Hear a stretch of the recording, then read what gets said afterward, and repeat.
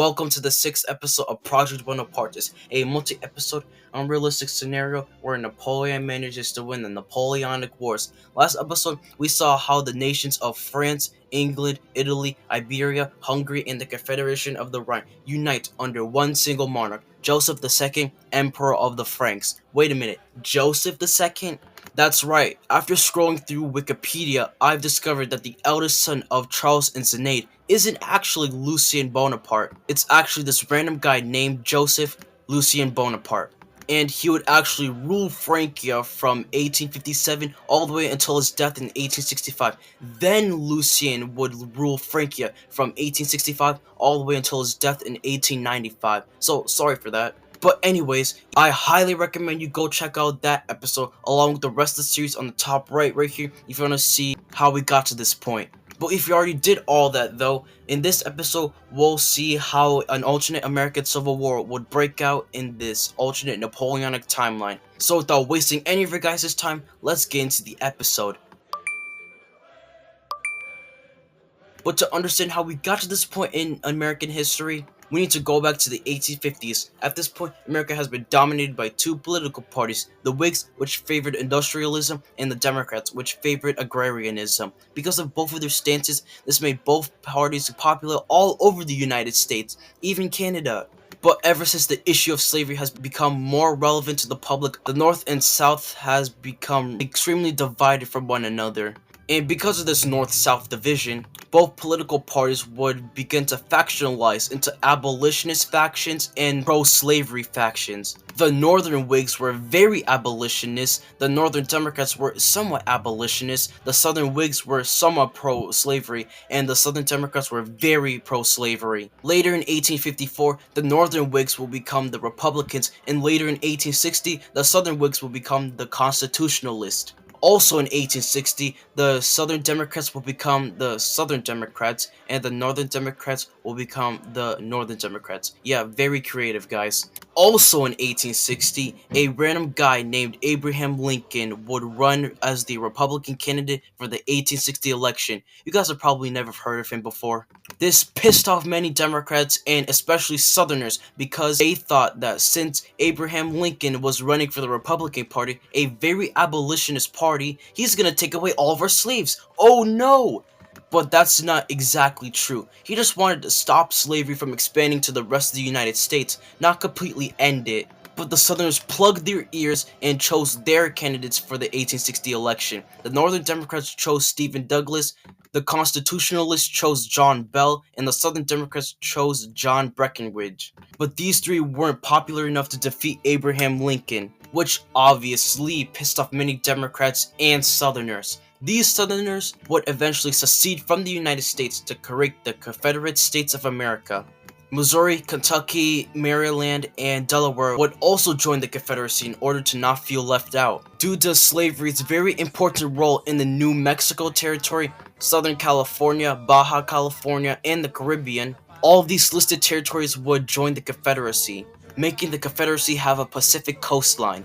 And thus, the American Civil War has officially ignited. Because of this, the Constitutionalists and the Southern Democrats were out of the picture, leaving us with the Republicans and the Northern Democrats, which later reformed into the War Democrats / Copperheads. This is very, very important for later on in the episode. At first, this would become a phony war between the North and South because the South are the defenders of this war, and it's pretty hot down there. I mean, have you seen their temperatures during the summer? God damn! But on the other hand, the North is powerful and the South is much weaker compared to the industrial North, so the front lines will be stalemated for the first few months of the Civil War. In the meanwhile, the South needs a strong guy to defend the Confederacy against those stupid Northerners, so they chose Jefferson Davis.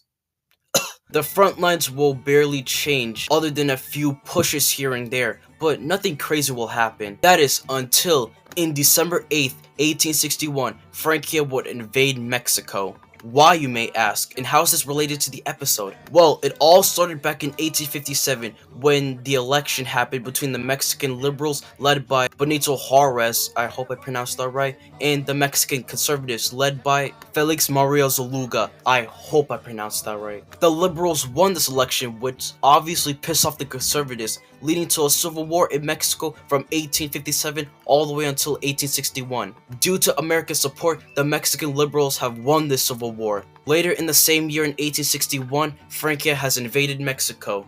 And the conservatives, the same conservatives that lost the 1856 election, have now sided with the Frankish. And since the North is distracted right now, Mexico is fucked due to the outbreak of the Franco-Mexican War. Many politicians in the Confederacy are looking very interested in Mexico.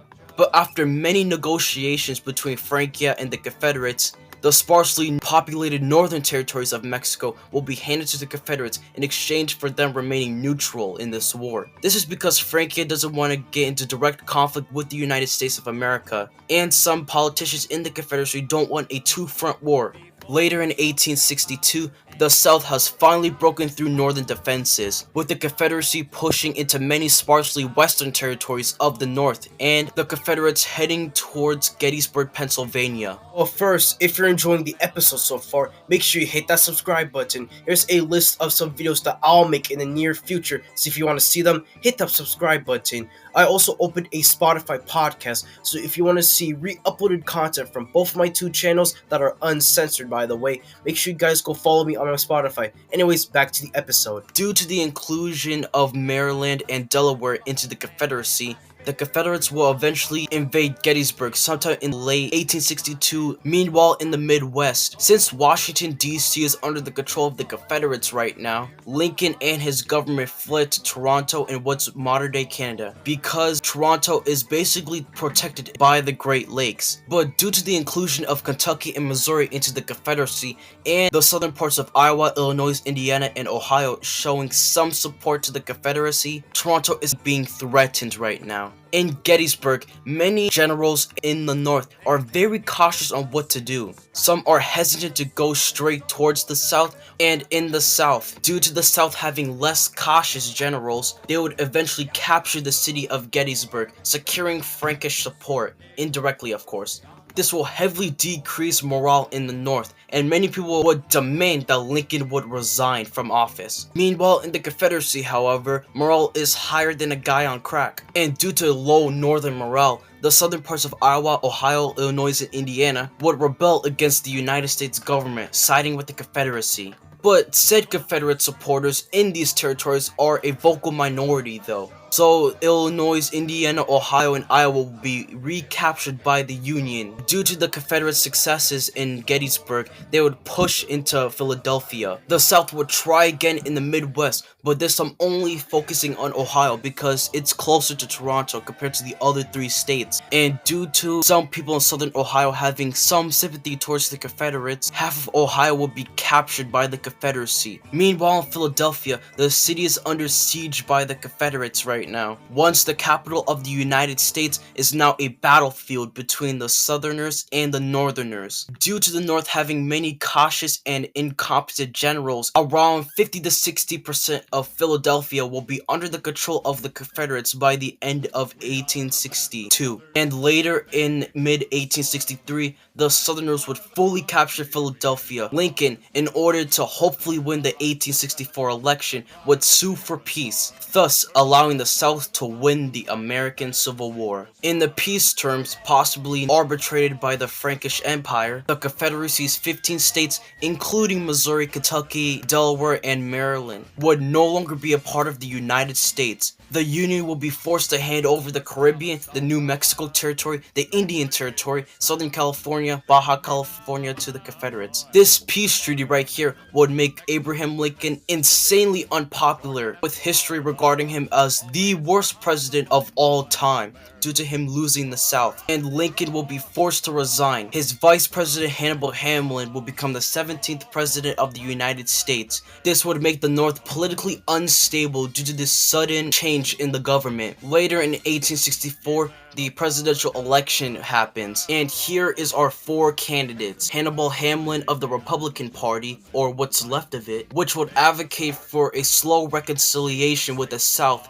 and halting the expansion of segregation in the United States. Since all the slave states have left the United States, slavery will be automatically abolished in the United States. luckily. Next, we got George McClellan of the Democrat Party, which advocates for the normalization of North-South relations, isolationism, and moderately decreasing the power of the federal government. Then we have the Unionist under Ulysses S. Grant, which advocates for mass industrialism, the outlawing of segregation, and a recapture of the South with the power of the increased federal government. And lastly, we have the Independents under Andrew Johnson, which advocates for the radical decreasing of the federal government's power and also openly supporting segregation. In the Confederacy, there will be two political parties, a centralist nationalist party and a states' rights anti-centralist party. The centralist party will be led by Jefferson Davis and the states' rights party will be led by Alexander Stephens, but this election won't happen until 1867.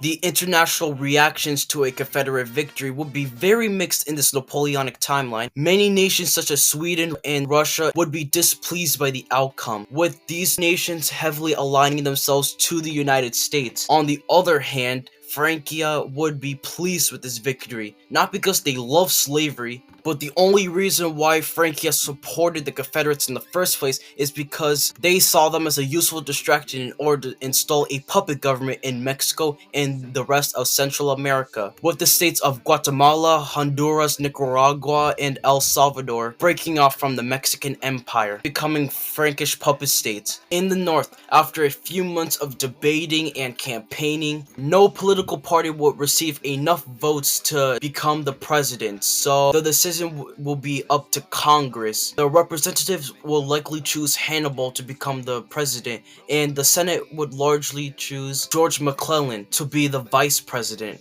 But due to both of their moderate stances on the South, they would actually get along pretty well. But of course, as always, this will leave three questions to arise. Number one, will the Confederacy survive all the way until the 20th century at least? Number two, will America ever recover from their civil war? And lastly, number three, will Francia become the next world superpower now that they have a sphere of influence in Central America? Find out on the 7th episode of Project Bonapartist. I hope you enjoyed this episode of Project Bonapartist. As always, make sure you subscribe to this channel as well as my first channel, which will be linked in the comments and description down below. Also, go follow me on my TikTok and Twitter, which will also be in the comments and description down below. This has been Awesome History, and adios, amigos!